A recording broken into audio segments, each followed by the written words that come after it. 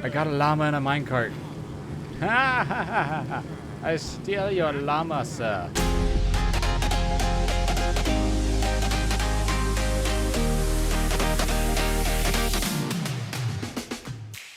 Hello guys and gals, welcome back to the channel. My name is Patrick, and if you are here, you gots to be gaming. In today's episode, as you've probably already figured out, we are going to be looking at a couple different trading hall designs for villagers, as well as a simple villager breeding design that makes it super easy to get your villagers where you need them to be. So, let's get to it. Alright, so everything that we need for the villager trading hall is right here in this chest. We are going to need at least one minecart, at least the same number of rails as we have beds, one activator rail, 2 villagers, at least 4 trapdoors, and 1 fence gate. But the rest of these numbers will definitely change. So with all that being said, let's get to building. Alright, so once you have all the materials that you need, we are going to start building the collection area for these villagers. Now what we are going to do is lay ourselves a row of 10 beds side by side like this, and then we're going to do the same thing facing the other way and having a 2-block gap in between. We will then build a perimeter all the way around this with a regular building block. If you want to, you can also dig a 2-deep pit and put these in the bottom, but if you have plenty of stone to spare, might as well build this up. You can even build an entire house around this and really decorate it however you want. It's Minecraft. Play it however you want. I don't care. It's totally cool with me.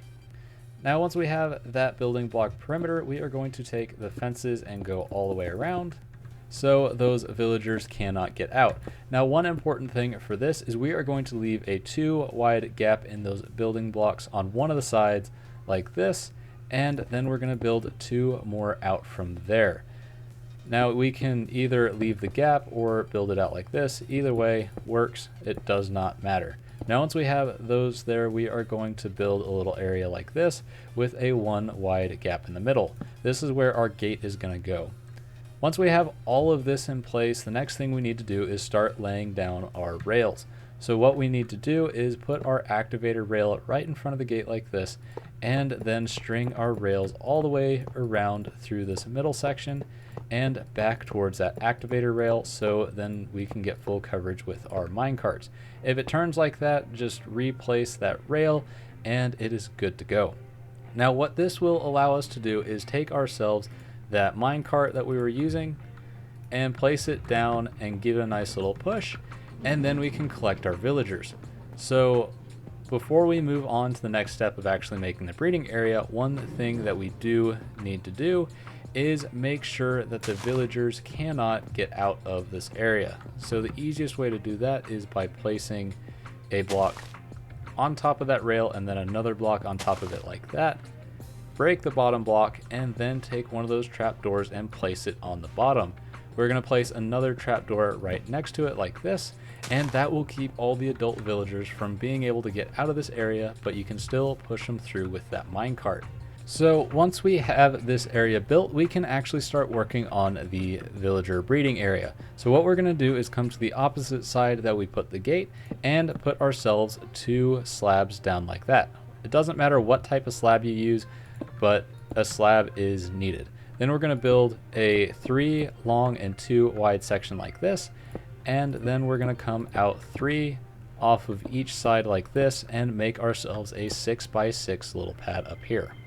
And once you have that pad complete, all we need to do is build up the sides of this gate right here and build these across so that none of the villagers can actually get out, and wrap this whole little area again. Now once you have that there, we're going to do a similar thing as we did on the other side when placing those trap doors. We're going to build up 3 high just like this, break those out of the way, and place the trap doors on the bottom just like that. So whenever a villager tries to walk through here, it won't be able to, but it still leaves room for those baby villagers. Now we're going to take 2 more beds and place them side by side like this, and now we have our villager trading hall set up. So the way this system will work is the 2 villagers that are up here will breed, and then they will produce a baby villager. Once the baby villager comes into the world, it will need a bed, so it runs down here, falls into this area, and then has a bed. With this minecart, we will then be able to pick up the baby villager or wait till it becomes an adult and move it to our trading hall. So this system will allow you to get as many villagers as you want. It is a little bit slow once you get up to having a full capacity of villagers, because that bed will take some time to be unclaimed. But once you move the villagers out and a night cycle goes through without them being able to sleep, as best as I can tell, that is when a villager bed becomes unclaimed. Before we move on to the next part of the video, I just wanted to give everyone a brief word of encouragement, and that's that 2020 has been a rough year. It's taken a lot of things from a lot of people, and one of those things that it might have taken from you is your purpose in life and your hope for the future.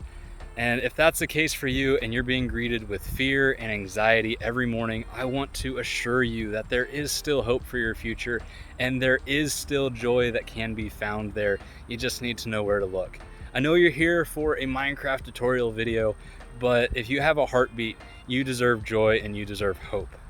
And it's not really being offered too much this year. So if you are curious, I will have the link to my Twitter page down in the description. You can check me out there. I'd love to have a conversation with you. Direct message me if you want. But yeah, I would just wanted to encourage you that you can still find hope no matter what. Since I have your attention, if you do like this video, be sure to hit that like button, and you guys know what to do with the subscribe button. For the comment section, as always, if you have any comments or questions, put those down there and I'll get back to them as quickly as I can. But let's get back to the video. Alright, so once you have plenty of villagers, you can start putting together your trading hall. Now, if you want to give them a little bit more room, you can build yourself a little 4x4 room like this and put walls all the way up around like that with a couple beds. And this will allow you to have multiple villagers in the same room and get those trades. Now, one thing I will advise is that you make sure these beds are either next to a fence or a wall, so then the villagers cannot jump over. Also, make sure that the workstations are not anywhere close to the edges, just so those villagers cannot get out, and use that trapdoor once again as a way for you to get in and out, but trapping the villagers as well. Now, if you want to go for a little bit more isolated version of this, you can build yourself a 1x5 room, place yourself a bed at the end of it, giving that villager 2 blocks to have, and then the workstation like this. Now, with this method, make sure that trapdoor is positioned just like we did for these 2 trapdoors, just so that villager cannot get out, but it makes it think that it can get on top of this composter and claim the workstation. Now, you can go with a more condensed version like this. Villagers do not need to be able to sleep between trading days, so you can put something together like this and get all the trades you want. Just like this one over here, make sure that that trapdoor is positioned to where that villager cannot get out. And my favorite method for a trading hall is this one right here. All you need to do is dig yourself a 2x1 trench, put a workstation on one end of it like that, and then put yourself a trapdoor towards the top of a second block like this, so that villager cannot get out. What this trapdoor does allow, though, is the pathfinding algorithm of that villager to think it can get on top of the workstation and claim it. And that is very, very important for this system. If you are going for a mending villager or a certain type of initial trade, make sure that you do have the 2 trapdoors on top of it like this, just so when you break the workstation, it will not allow that villager to get out and you can place it back down. Now, if you are wanting to condense this system, you can go ahead and build yourself another trench on the side like this and put that trapdoor over it like that. And now the villagers can mingle and those rates can lower again after you do multiple trades. So if you are using this system and you want to make stone cutters, make sure that there is that trapdoor above the stone cutter, just so that villager can't jump on top of it and get out. Now, this will allow the villager to still claim this workstation, but it won't allow them to escape, which is really, really good. Alright, so once you have all of this put together, we get to do the best part, and that is actually move the villagers to the sections that we want them. So all we need to do is give ourselves a minecart rail line to wherever we want, and then we can actually start getting our villagers where we want them. So all we gotta do is open up that gate, push the villager through, they'll fall off the tracks, but we'll get them back on the other side. Close the gate behind us just in case a baby villager wants to escape. And there we go. Once we have the villager there, all we gotta do is break out the minecart and they pick up that trade, but they will not be able to escape.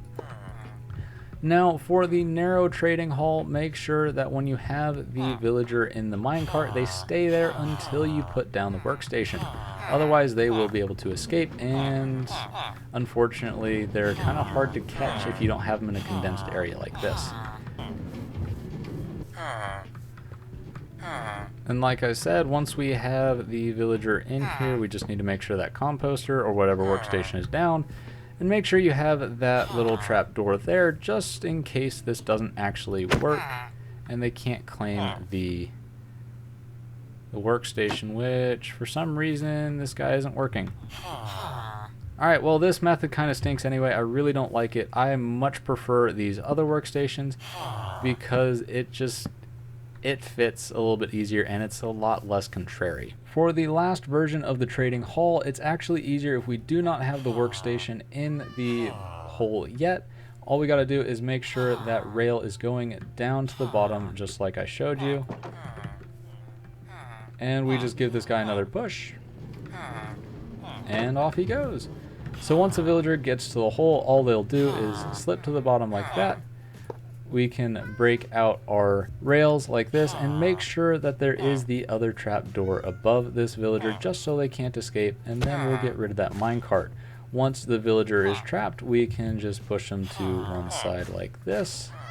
And it's a little tricky sometimes because they really want to be on one side of the hole, but we can push them out like that, jump over outside the hole, and give them the workstation. Sometimes it takes them a little bit to actually accept that job, but with a little bit of finagling and just replacing of the workstation, typically we can finally get them to take a trade. Maybe.